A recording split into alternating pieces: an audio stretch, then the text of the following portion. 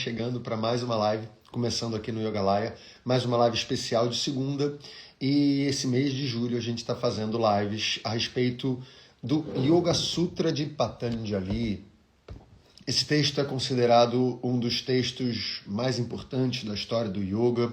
Ele é considerado o texto clássico do yoga, o que não quer dizer que ele é melhor ou pior do que nenhum outro, né?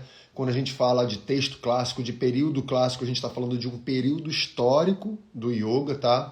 E não um período mais importante ou melhor do que nenhum, tá? Mas ele é um texto e um período histórico muito importante para o que a gente entende, para como a gente entende o yoga hoje. E o Yoga Sutra, para mim, é a minha grande referência de vida, né? Então, o Yoga Sutra, para mim, ele não é só um texto que fala sobre o yoga, né?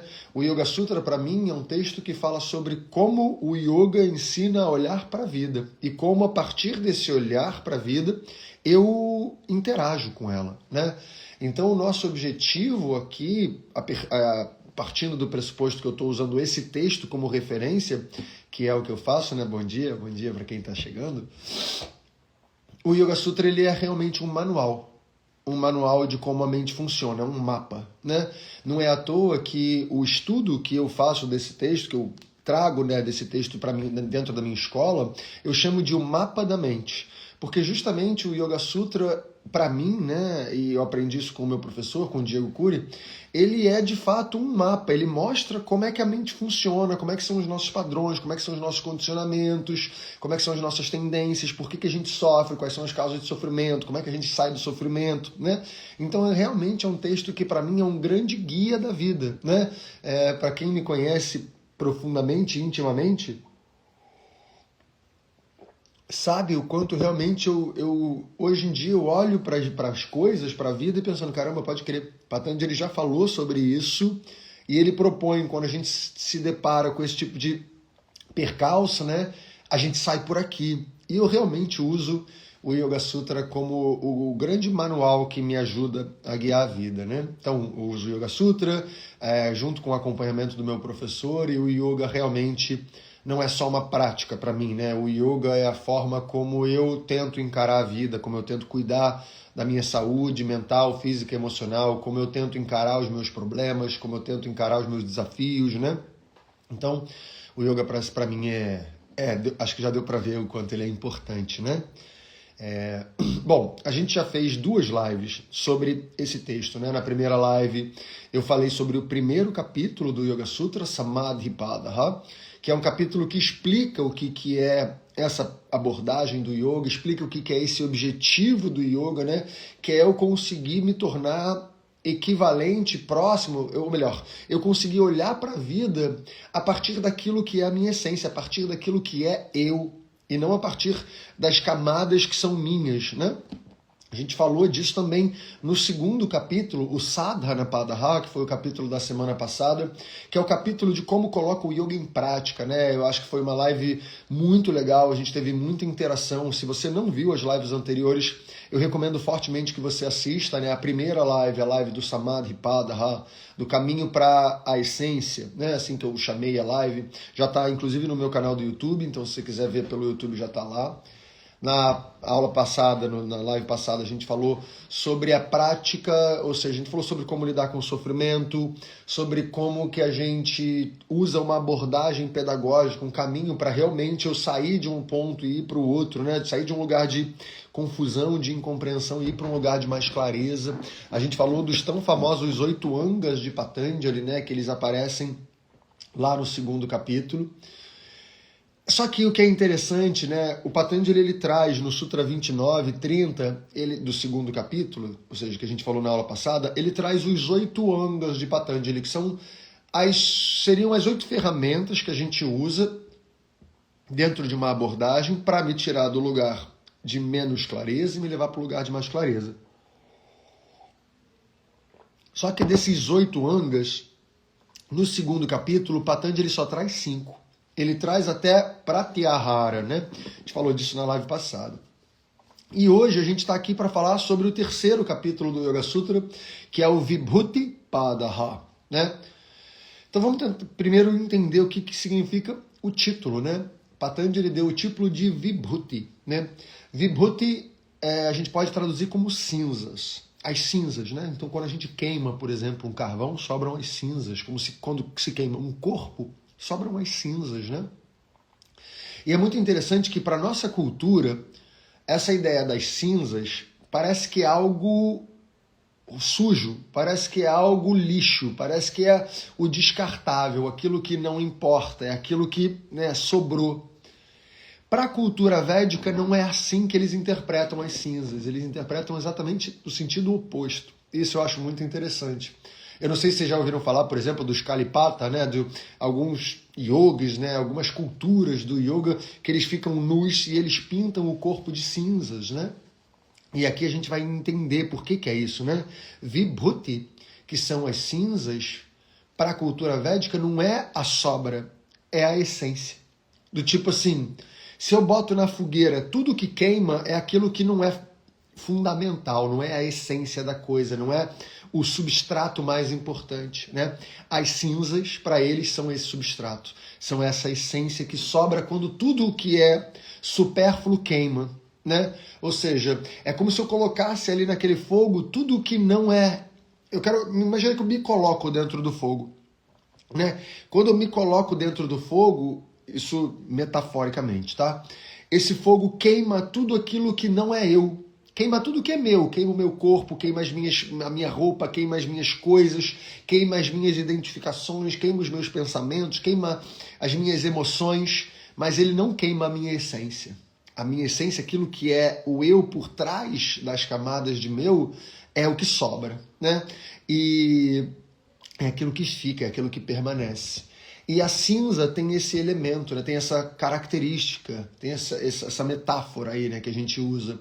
Então, esse terceiro capítulo, Patanjali vai começar a trazer os resultados da prática. Então, o segundo capítulo, né, Sadhana Padaha, ele é o capítulo da prática, de como a gente põe o yoga em prática. E aqui ele vai começar a falar, esses são os resultados, né? E como eu estava falando dos 8 angas que Patanjali trouxe no segundo capítulo 5, os 3 últimos angas aqui ele traz como um resultado da prática. Então eles não são mais prática, né?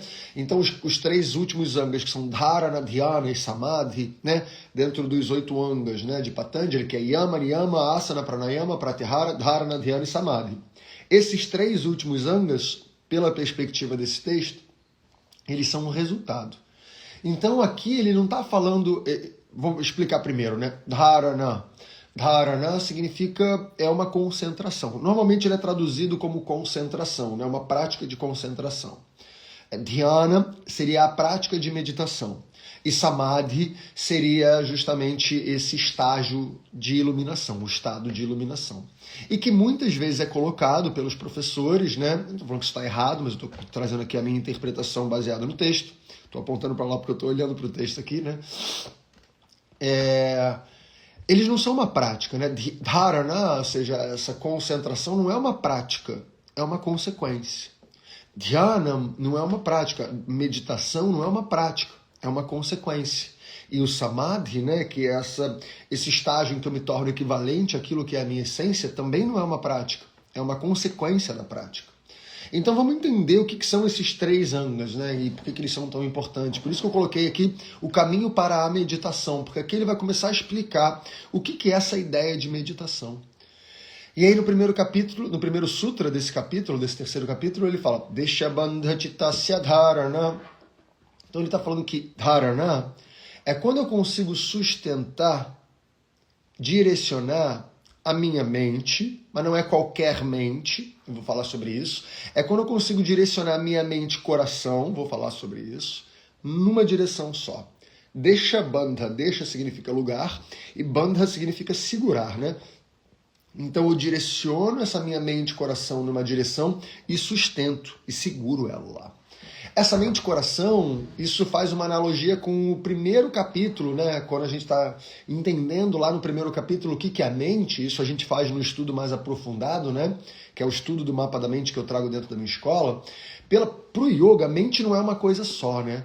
Mente tem níveis, tem camadas, tem qualidades, tem movimentos. E dentro dos níveis das camadas da mente, são 6 os níveis da mente, né? A gente tem uma mente mais sensorial, conectada com os órgãos dos sentidos. A gente tem o nosso ego, que seria o segundo nível da mente, que é aquele que julga e que interpreta as informações que chegam através dos sentidos. Tem uma terceira camada da mente, que é a nossa mente intelectual, cognitiva, racional, que é o que a gente chama de buddhi. E tem o quarto nível da mente, que é a mente chitta, né? Que a gente apelida de mente-coração. É a mente que percebe a vida não a partir de um olhar racional, mas ela percebe a vida a partir daquilo que é verdade, a partir daquilo que eu estou sentindo, né? Então vou dar um exemplo.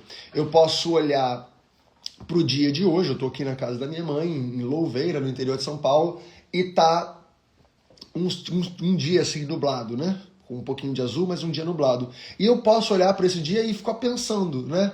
Ah, esse dia está muito bonito, mas tem algumas nuvens. Eu gostaria que hoje estivesse um dia muito aberto. Sei lá, qualquer coisa. Isso é minha mente racional trazendo um monte de pensamentos, né? Outra coisa é como eu estou me sentindo. Eu estou me sentindo bem? A minha sensação é de peito mais aberto? A minha sensação é de peito apertado? Né? Esse dia hoje ele me traz qual sensação? Para além da ideia, para além do racional. Me diz se está fazendo sentido um pouquinho esse pensamento, tá? Para a gente ir junto. Lembra que essas lives todas que eu faço aqui sozinho, que não tem convidado, o objetivo é que a gente interaja bastante. Então me diz se está fazendo sentido, tá?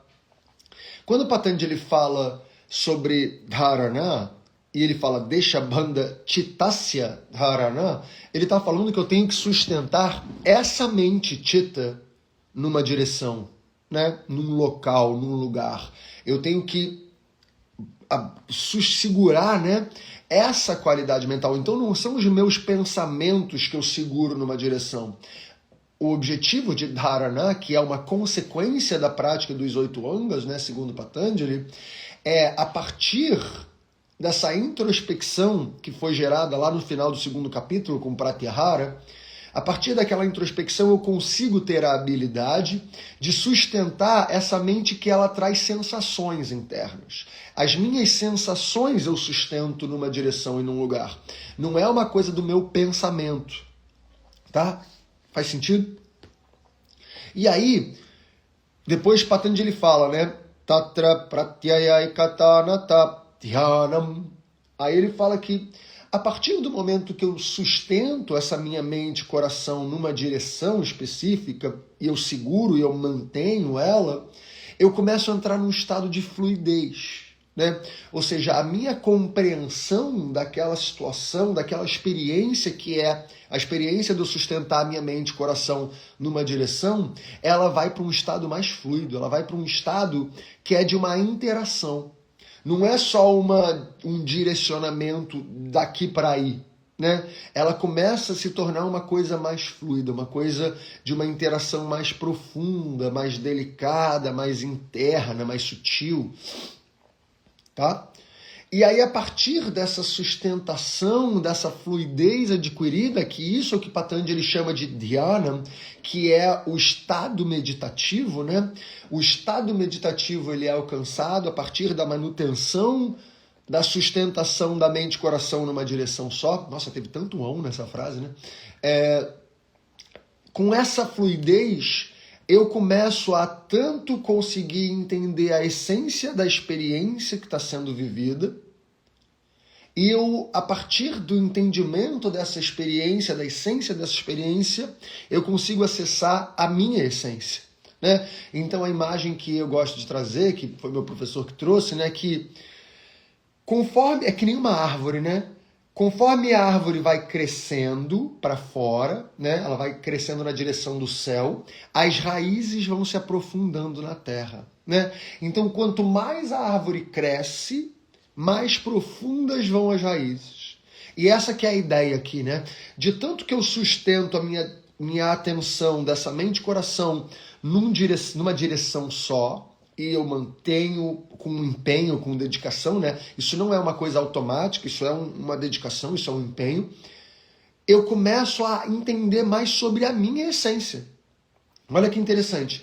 Quanto mais eu vou fundo na experiência fora, mais eu acho a minha essência dentro. Tá dando para entender? Então, vamos entender o que são essas três coisas, né? É um direcionamento da atenção, uma sustentação desse direcionamento até que eu encontre a essência. E aí no Sutra 4 desse capítulo, ele fala, como é que ele? Trayamekatra samyamaha. Então ele fala, essas três coisas juntas, dharana, dhyana e samadhi, que é esse direcionamento, essa confluência até a essência, isso Patanjali chama de samyama, né? Então, samyama, para mim, segundo o que eu entendo desse texto aqui, ele não é uma prática, né? Não é uma técnica que eu sento com as pernas cruzadas e faço uma técnica meditativa. Aqui o Patanjali está, para mim, tá? Ele está chamando de samyama um aprofundamento. É quando eu vou fundo numa investigação, é quando eu vou fundo numa experiência, né? Não é só uma prática que eu sento com as pernas cruzadas, fecho os olhos e tento parar os pensamentos. Não é isso, tá? Tanto que Patanjali vai propor vários samyamas, ou seja, vários aprofundamentos, vai investigar essa coisa profundamente, né? E não investigar a partir do seu intelecto, a partir do racional, vai investigar a partir da sua essência, né? Isso que eu acho muito bonito. Não é para você ficar pensando sobre, é para você ir ter as experiências. E ter as experiências é o que vai te mostrar a essência da experiência e vai te ensinar mais sobre a sua essência. Tá fazendo sentido? É linda essa analogia da árvore, né? Eu também acho lindo. Obrigado, Regina. Obrigado, Tereza Matias. Que bom que tá dando para entender. Podemos seguir? Tá. Patanjali fala que esse é o conhecimento mais elevado, né? Que ele chama de prajna. Então, quando a gente começa a ter esse nível de aprofundamento nas experiências, eu consigo sair da camada superficial, né? E eu vou indo mais profundamente, então eu não interajo com as coisas e com as pessoas só pela superfície. Não estou falando eu, estou falando dentro dessa abordagem. Eu acho que eu ainda estou um pouco longe disso, né? Mas quando nesse momento aqui do texto, né, que já é um momento bem mais elevado, assim, bem mais profundo de uma pessoa que já está há muito tempo no caminho do yoga, ele não fica só na camada superficial, ele vai numa camada subjetiva, numa camada essencial, numa camada potencial, né? E por isso ele acha a essência das coisas. Ele diz que esse é o conhecimento mais elevado, que a gente chama de prajna. Só que ele diz, no Sutra 6, desse terceiro capítulo, um sutra que é muito importante para a cultura do yoga, é um sutra muito importante para a minha linhagem de professores, ele é fundamental, né? Que é o sutra que diz Tasya Bhumishu Viniyogaha. Então ele traz o conceito de Viniyoga. E Viniyoga, hoje em dia o Kaustubh, né, que é o filho do Desikacharya, o neto do Krishnamacharya, ele se auto-intitula professor do método Viniyoga. Mas Viniyoga não é um método, né? Não é um método de prática. Ele é simplesmente um entendimento de que cada um está no seu estágio, cada um está no seu nível, né? Então, não dá para querer que eu tenha um processo igual ao seu. Eu estou no meu nível, na minha camada, então eu faço o meu processo. Você faz o seu processo, né? E isso é muito interessante para nós enquanto praticantes. Então, enquanto praticantes, a gente tem que tomar cuidado com o quanto eu me comparo com os outros, né? O quanto que às vezes eu estou olhando para o outro e pensando, eu queria estar naquela condição ali, né? E o professor também, ele olhar para o aluno e pensar, eu vou passar para o aluno aquilo que cabe para o aluno, né? Aquilo que está no nível dele, aquilo que está no estágio dele. E nós, enquanto alunos, enquanto praticantes, devemos pensar, eu devo honrar o meu nível, o meu estágio, a minha camada, né? Bhumi significa literalmente nível. Então, Tasya Bhumi Shu o yoga deveria ser aplicado de acordo com a necessidade do aluno, né? Por isso que é, inclusive, tão delicado práticas que são em grupo, né? É mais difícil da gente conseguir atender, de fato, cada uma das pessoas que está ali. O yoga, ele, teoricamente, é uma prática individualizada, né? Por mais que a gente dê aulas em grupo, por mais que a gente faça práticas em grupo, a gente tem que entender que o aprofundamento mesmo ele vai acontecer quando você entende onde você está, e você cuida desse lugar que você está, dessa camada que você está, né? Beleza? E aí ele vai trazer aqui uns detalhes que ele fala que esses 3 últimos angas, Dharana, Dhyana e Samadhi, eles são angas mais elevados do que os anteriores, né? Eles são uma evolução, eles são o caminho natural, né? Ou seja, daqueles 5 angas, Yama, Niyama, Asana, Pranayama e Pratyahara, o caminho natural é que daqui a gente chegue em Dharana, Dhyana e Samadhi, né? Que seria essa habilidade de sustentar uma concentração não racional, mas sim uma concentração da sensação, né, da experiência da vida, a qualidade meditativa e a essência. Mas ele ainda diz que tem um outro estágio, que é mais elevado ainda, que é depois disso. E o que eu acho interessante é que ele nem explica qual é esse estágio. Ele só fala, olha, tem um outro estágio aí que é mais elevado ainda. E é legal, porque ele não explica, porque tipo assim, não é sobre explicar, não dá para explicar. Eu já estou falando que não é sobre a racionalidade aqui, né? Então, quando ele fala do Nirbidya Samadhi, né, desse último estágio, ele só fala que tem. Mas ele nem explica porque não é algo a ser explicado, é algo para ser experimentado. E aí depois ele começa a falar como é o processo para que isso aconteça, né? Como é o processo para que eu saia de um lugar que ele chama de Vyutthana Samskaras e eu vá para um lugar de Nirodha Samskaras. Vou explicar o que são essas coisas. Primeiro, o conceito de samskara, né? Que é o conceito de condicionamento. Vou explicar, como eu sempre costumo explicar, o que é um condicionamento, né? Condicionamento, na verdade, são os nossos padrões, os nossos hábitos, aquelas coisas que acaba que a gente repete, que a gente faz de novo e que a gente faz de novo, né? E imagina que tem uma pista, uma estrada de lama lisinha. Imagina que tinha uma terra assim fofa, acabou de chover muito e aí faz aquele tapete de lama, assim, uma lama fofa ainda. Passa uma carroça, a primeira carroça que passa, ela faz uma canaleta na estrada, ela faz um vãozinho, um junco na estrada, né? E segue. A próxima carroça que passar, quando ela passar por essa canaleta, ela tende a entrar na canaleta e seguir o mesmo caminho. Vou dar um exemplo real, né? Quando eu morava em Paraty com o Matheus e com a Bruna, a gente morava numa estrada que era uma estrada de terra, assim, e a gente morava acima de uma comunidade indígena que tem lá. Uma época, antes da gente chegar lá, a galera da comunidade local, né, dos Caiçara, eles quiseram concretar uma parte da estrada. Então eles botaram um concreto lá, num trecho da estrada, só que eles esqueceram de avisar para os indígenas. Os indígenas têm uma caminhonete lá do FUNAI, e os indígenas não sabiam que o concreto estava molhado ainda, foram com a caminhonete deles e passaram em cima do concreto. E aí o concreto secou. E ficou a canaleta, ficou exatamente o vão da roda do carro dos indígenas lá. Quando eu passava por essa estrada, eu sempre passava por esse lugar onde tinha a canaleta. E era tão bizarro que se eu passasse devagarzinho, eu podia soltar o volante do meu carro, que o meu carro, como ele entrava na canaleta, ele ia fazendo as curvas de acordo com a canaleta daquele carro que já tinha passado antes. Tá dando para entender? Então, a nossa mente, segundo esse estudo, ela funciona assim, ela funciona baseada em condicionamentos. Então, quando eu já fiz um caminho, quando eu já tenho um caminho traçado, a tendência é que a próxima vez que eu tiver um impulso parecido, um gatilho parecido, eu tendo a fazer o mesmo caminho. Independente se ele faz sentido ou não. É simplesmente o caminho mais fácil, o caminho mais rápido, o caminho automático. Esse caminho automático, ele acontece, né? E a gente funciona assim, a nossa mente funciona assim. Isso não é para ser nem bom, nem ruim. A doutora Tereza está falando que a internet caiu. Acho que não caiu aqui para mim não, talvez foi só para você, Tereza. Né? Me confirme aí se a internet caiu, porque para mim parece que tá super bem aqui.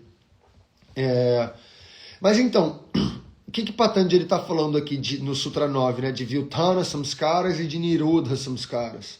Vyutthana Samskaras são os condicionamentos negativos que a gente tem, né? Que a gente herda e que a gente constrói também ao longo da nossa vida, né?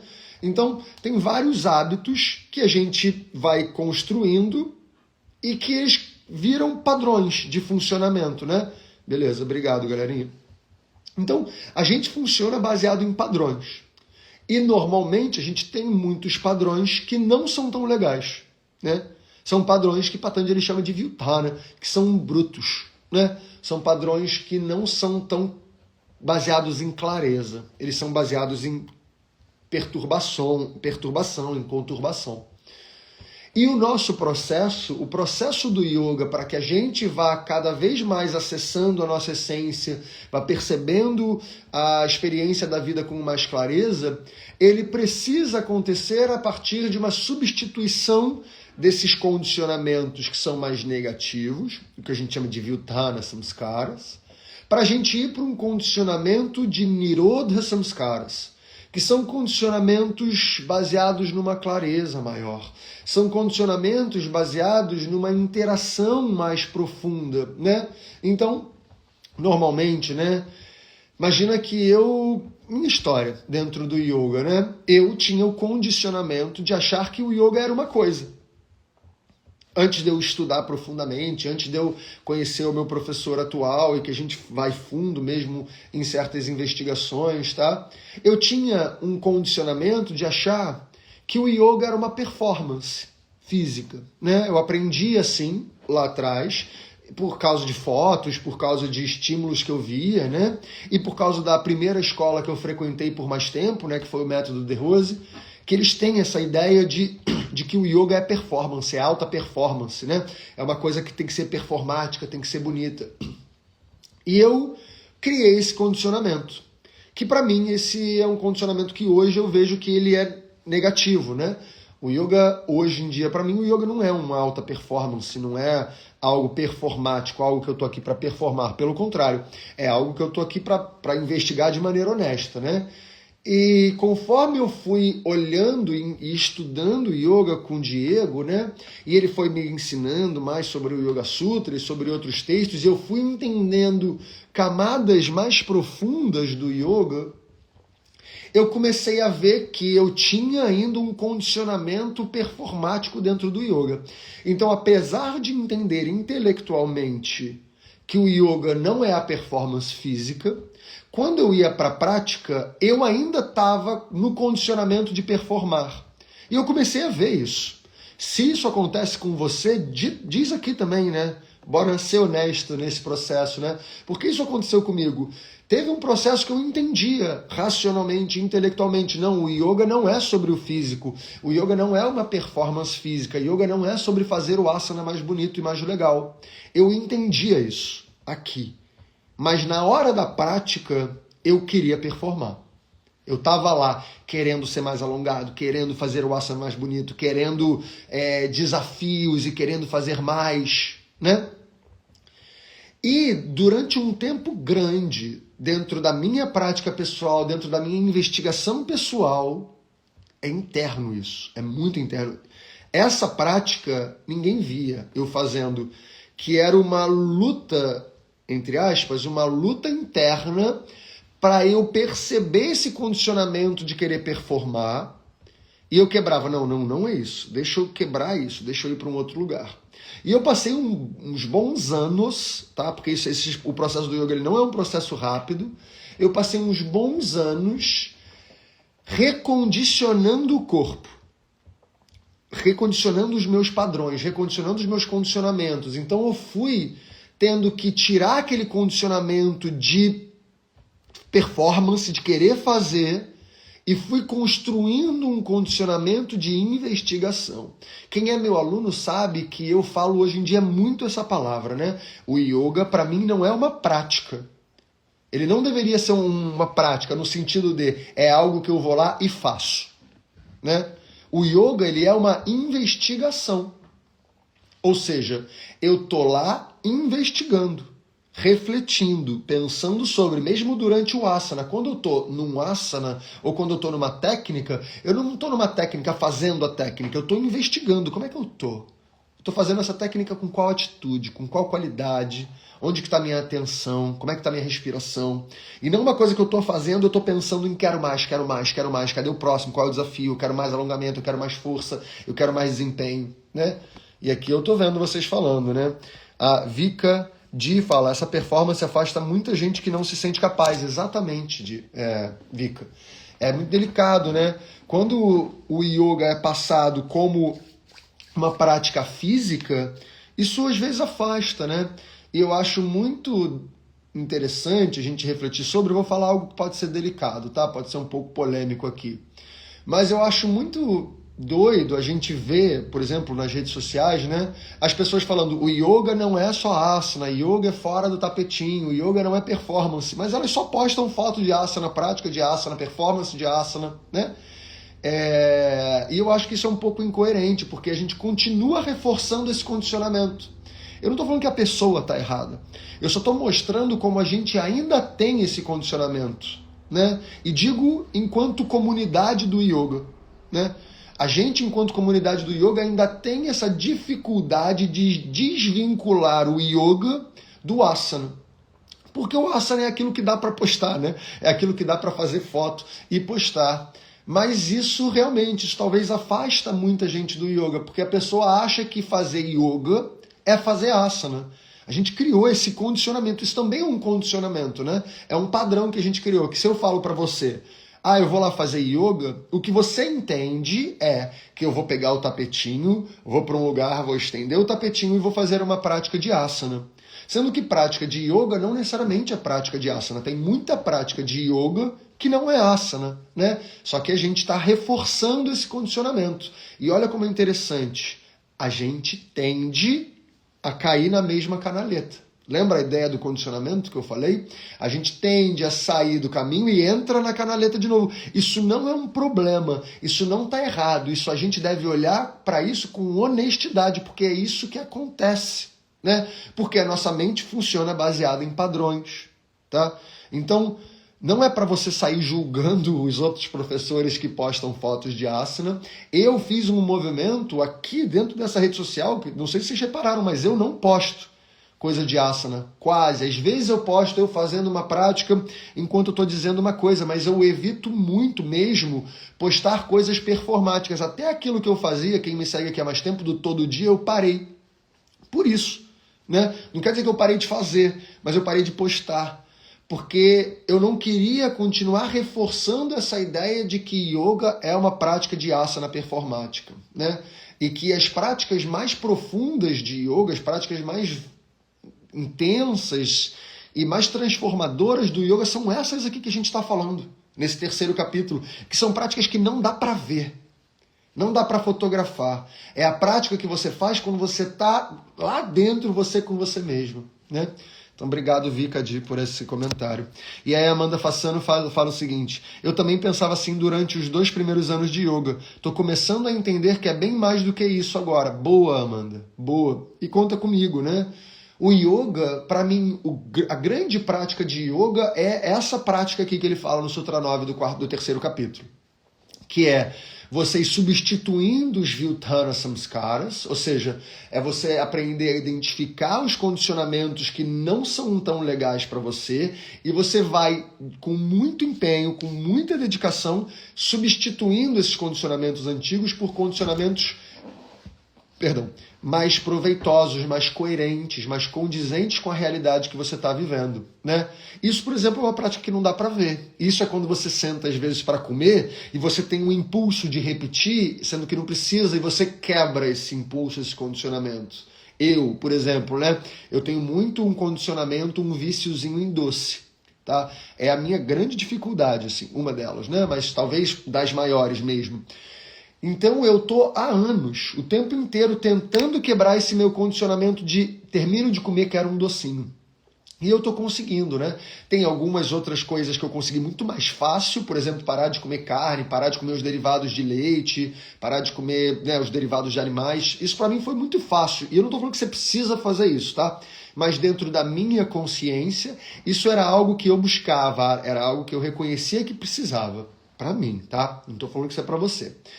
Então eu tinha consciência e consegui ter a coerência de não comer carne, de não comer derivado animal mais rápido.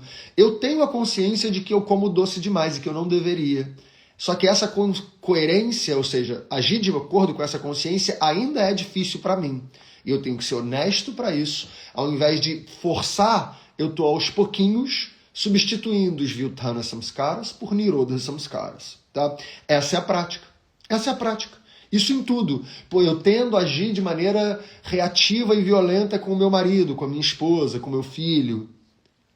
A prática de yoga é você observar isso, identificar isso e na ação, no dia a dia, você tentar substituir esses condicionamentos. Né? Isso são as práticas de yoga mais profundas, que são as práticas de yoga invisíveis. Né? A Julieta fala, foi e ainda é isso que me faz inconsistente nas aulas. Exatamente, a Valéria também fala que era assim. Eu também era assim, né? A gente tende muito a achar que o yoga é por performance no asana.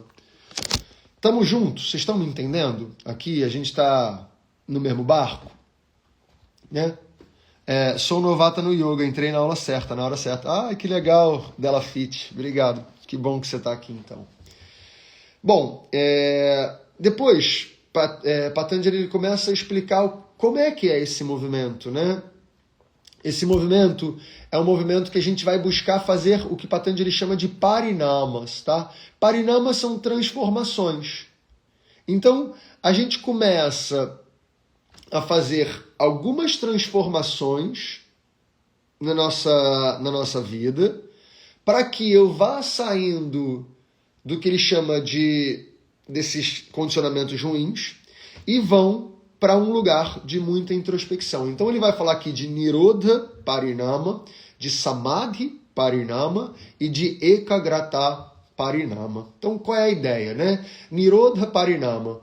Eu devo buscar primeiro perceber os movimentos que são mais verdadeiros, vamos dizer assim. A partir das minhas interações, eu começo a ver, caramba, isso aqui rola. Né? Do tipo, caramba, eu tô vendo que eu sou reativo, eu tô vendo que eu sou violento, eu tô vendo que eu sou preguiçoso, eu tô vendo que eu sou procrastinador, eu tô vendo que eu sou, sei lá, guloso, né?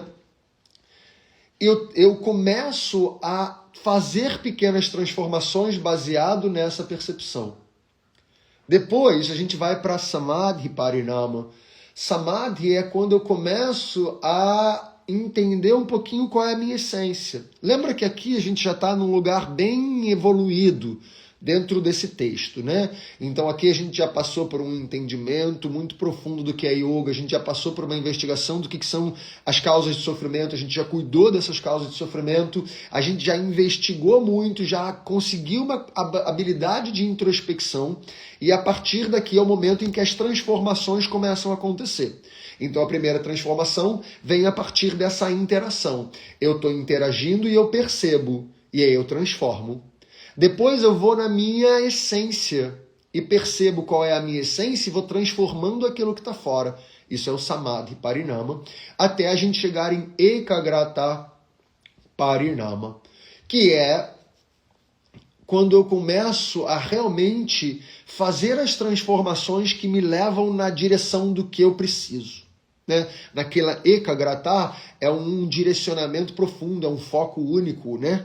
Então, é quando eu realmente começo a fazer as transformações que me levam na direção que eu quero. E aí deixa eu ler aqui a mensagem do Mauro.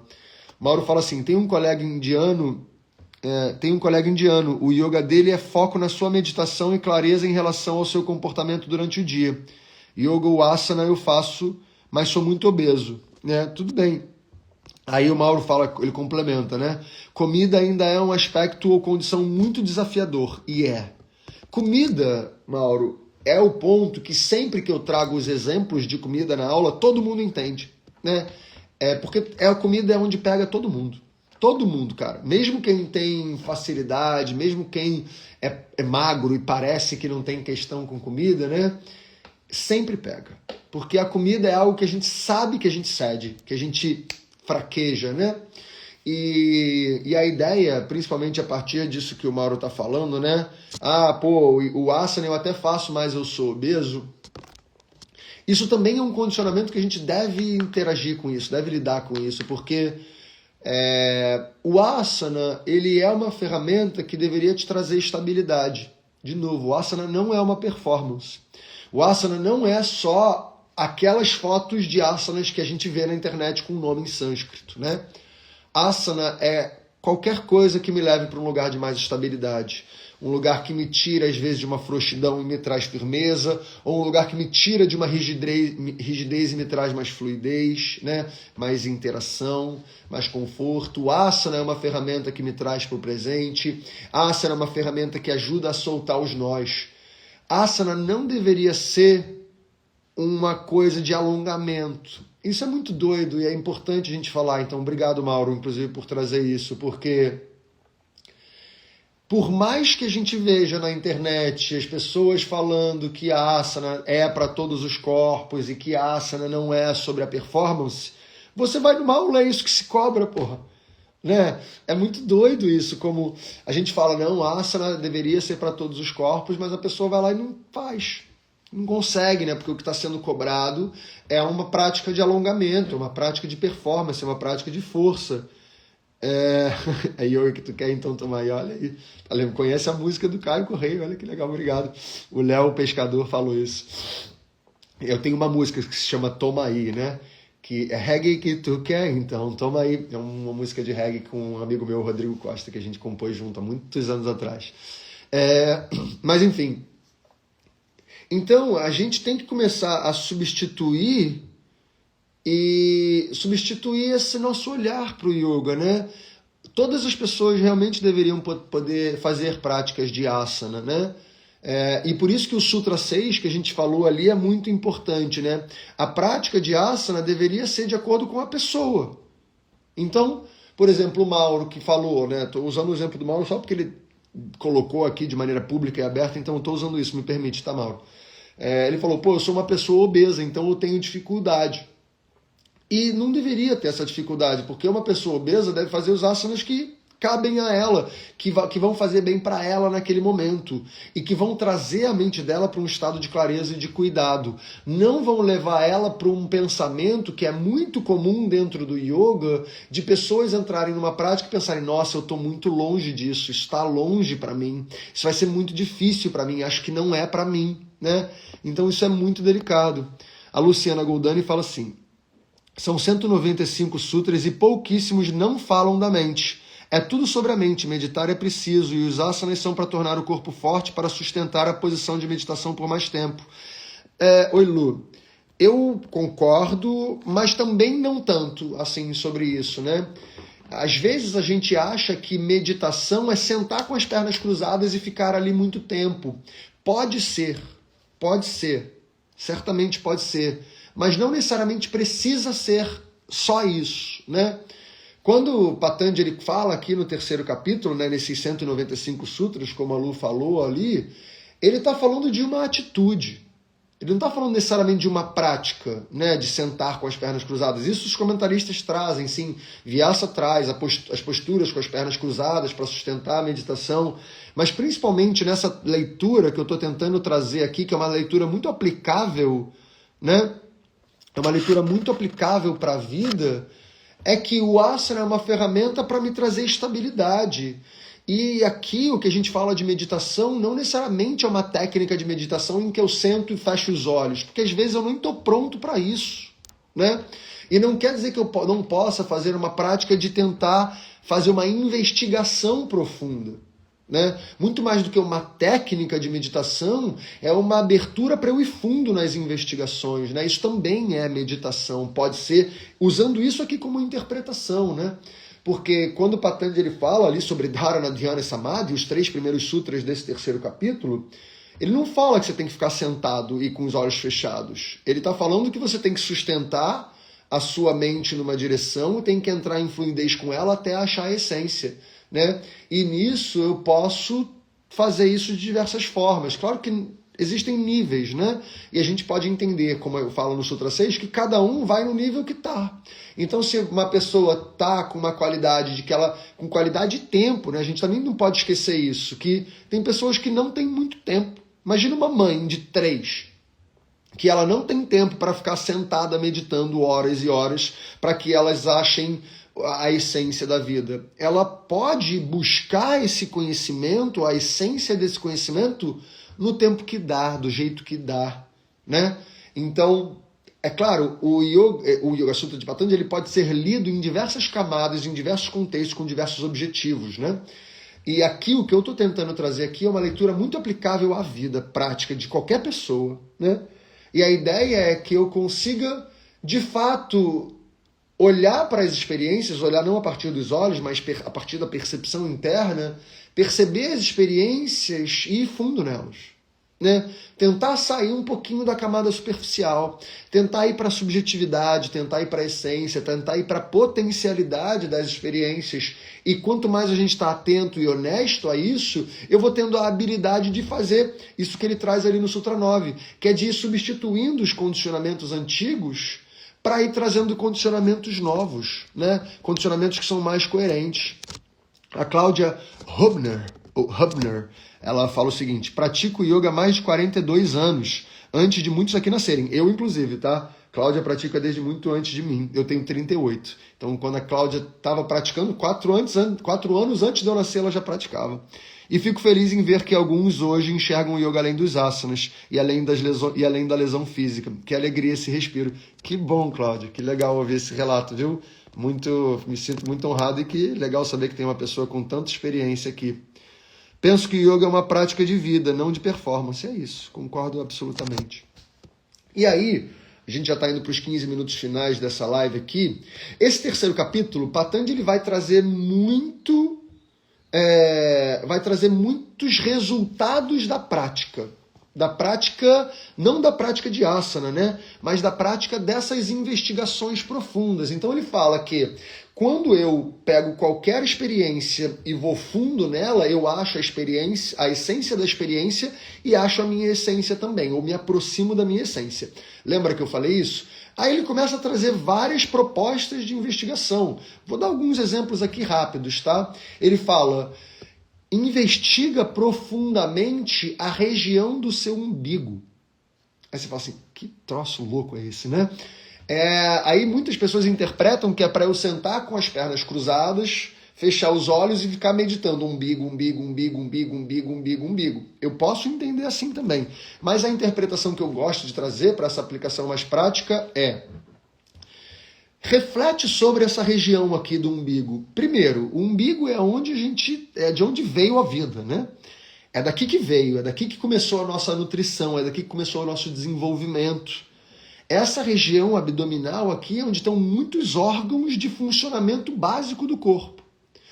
Eu não falei o sutra, né? Foi mal. Ele falou: medite sobre o umbigo que você entende sobre o funcionamento do corpo. É isso que está, um dos sutras aqui do terceiro capítulo, ele fala isso, né? Medite sobre o umbigo e você entende sobre o funcionamento do corpo. Patanjali também fala que se eu observar, por exemplo, o funcionamento do Sol, eu entendo o sistema solar, né? Se eu fizer um aprofundamento, um samyama, né? Ou seja, samyama é dharana, dhyana, samadhi, ou seja, eu sustento a minha atenção não racional, mas a minha percepção delicada numa direção, na direção do sol, durante muito tempo. Não é uma prática só, que eu sento e medito, né? É uma observação que leva tempo, que leva anos, às vezes, né? Era assim que as grandes descobertas eram feitas. A partir de muita investigação, a partir de muita introspecção, a partir de muito aprofundamento, né? E assim as grandes descobertas eram feitas. E Patanjali vai falando de vários samyamas, ele vai propondo vários samyamas. Medita na região do peito, que isso vai te trazer estabilidade, né? Medita na região de Samana Vayu, que isso vai te trazer força, isso vai te trazer potência. E ele vai, e ao longo desse capítulo, né, ele vai falando que esses samyamas, esses aprofundamentos, eles começam a trazer resultados, né? E ele vai trazendo resultados incríveis, né? Ele fala que eu consigo ter uma habilidade de ouvir para além do alcance, tipo o Thundercats, né? Que eu tenho uma visão além do alcance, eu tenho uma audição divina, que eu consigo escutar seres divinos, eu consigo ter tanta leveza que eu consigo uma habilidade de levitar, né? Isso ele traz, e que são tudo analogias, né? Eu sei que existem interpretações e abordagens que, de fato, para pessoas muito elevadas, elas conseguiriam levitar, de fato. Mas aqui, como eu estou tentando trazer uma aplicação muito prática, eu tento trazer uma outra abordagem, né? Então, quando o Patanjali fala sobre essa habilidade de meditar, por exemplo, no algodão, na semente do algodão, né? Essa analogia é muito linda, então eu vou trazer ela aqui para a gente ir caminhando para o fim. Patanjali fala para a gente meditar na semente do algodão. Semente do algodão, para quem não conhece, tem uma semente dentro daquela coisa fofa que é o algodão, né? Que é leve. Então tem a semente ali dentro, com uma carapaça em volta, só que não é uma carapaça igual o pinhão, igual o porco-espinho, igual o tatu-bola. É uma carapaça que ela é leve, que ela é delicada, ela é suave, né? E aquela carapaça do algodão permite o algodão flutuar com leveza. E aquela carapaça, mesmo que o algodão saia, né, e está flutuando ali, ele pouse num espinho, o espinho não fura, ele só repousa no espinho e o espinho não arranha. E ele consegue depois seguir. O algodão ele não atola na lama, né? Então o Patanjali fala, medite sobre as características do algodão, que você vai adquirir leveza para não se arranhar nos espinhos, para não afundar na lama e para não afundar na água e para não atolar na lama. Né? Isso é muito lindo. Então, o que ele fala disso, né? De maneira muito prática? Quando a gente busca leveza, quando a gente realmente consegue entender a essência das experiências e vai adquirindo leveza, aquelas coisas que arranham no dia a dia e que os espinhos são uma analogia, elas não vão me arranhar mais, porque eu estou leve. Aquelas coisas que me afundam, né? Que eu perco, que eu me afundo mesmo e que eu não consigo nadar e botar a cabeça para fora d'água, eu não vou afundar, porque eu tô leve. E aquelas coisas que me atolam, que me prendem, que me travam, eu não vou atolar, porque eu tô leve, né? E Patanjali traz várias dessas, né? Não dá para trazer aqui, porque são muitas propostas de Samyama, com muitas propostas de resultado muito lindas, e ele toda hora ele fala, mas cuidado para você não se identificar, não ficar se achando, né, por causa dos resultados que você vai adquirindo. Essas capacidades especiais, esse é o capítulo que fala dos siddhis, né, das capacidades especiais. Ele fala, essas capacidades especiais, elas são naturais, conforme você vai fazendo os seus aprofundamentos, você vai adquirindo uma capacidade de interação com a realidade que é diferente. Só que não se apegue a isso. Se você começar a se identificar e ficar feliz no sentido de, caraca, olha como é que eu sou bonzão, porque eu consigo hoje em dia fazer sei lá o quê, né? Ele fala, isso vai te distrair. Isso é um tropeço. O objetivo do yoga, esse é o capítulo 3, tá? A gente está finalizando já o capítulo 3, Sharon. Quando ele fala, né, ele fala 3 vezes isso no Sutra 37, 50 e 51. Cuidado para você não se confundir por causa dessas capacidades especiais que você vai adquirindo. Porque isso vai te tirar do caminho, né? Muitas pessoas no processo de se conhecer, elas vão ficando melhores. E aí elas começam a se identificar com isso, elas ficam felizes. Felizes não no sentido bom e sereno da coisa, mas ficam encantadas. Encantadas é uma palavra melhor, né? Lembra do encantamento da bruxa? Elas ficam encantadas com aquilo e começam a desvirtuar, elas começam a se achar melhores do que as outras. E isso tira do caminho, né? Ele fala isso várias vezes ao longo do processo. Isso é uma reflexão muito interessante para nós, para você e para mim, que fazemos yoga, né? Você vai começar a mudar as suas relações, vai começar a ter um corpo mais livre, mais leve, os seus pensamentos talvez fiquem melhores. A minha memória, por exemplo, é uma coisa que depois que eu comecei a cuidar da minha mente, a minha memória é bizarramente boa hoje, né? E aí ele fala, olha, existe uma chance muito grande de você se perder nesse processo, que você vai começar a se identificar com isso, você vai começar a se achar melhor que os outros.